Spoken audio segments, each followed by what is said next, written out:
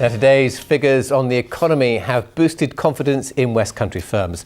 Across the UK, production is up by 0.8%, the best result since the recession. And here in the West, firms are reporting a rise in sales, both here and crucially abroad. Our business correspondent Dave Harvey reports. Grazing cattle to make cheese. Is this the oldest trade in the West? It certainly feels a world apart from economic statistics. But make no mistake, cheddaring is big business now, global business. Korea and Japan, and we go through to the States, plenty of customers across Europe, so it's a worldwide operation for us. The vats are vast, the tanks are stainless, but the curds are still lifted and cut by hand and turned the old cheddar way.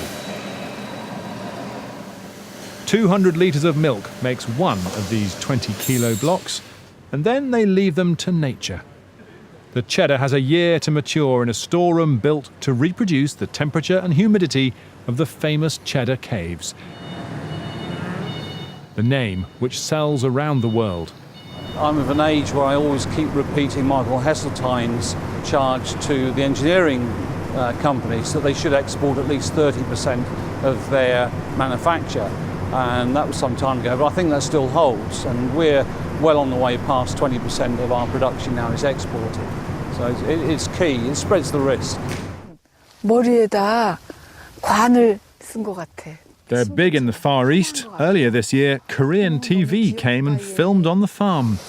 숙성 전 우유를 압착한 상태의 Apparently the fresh curds taste quite like tofu.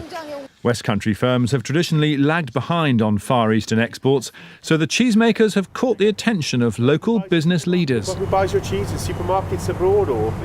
They've a visitor today, the MD of Business West, here to find out the secrets of overseas sales. But I have to admit one of the key elements is the British flag.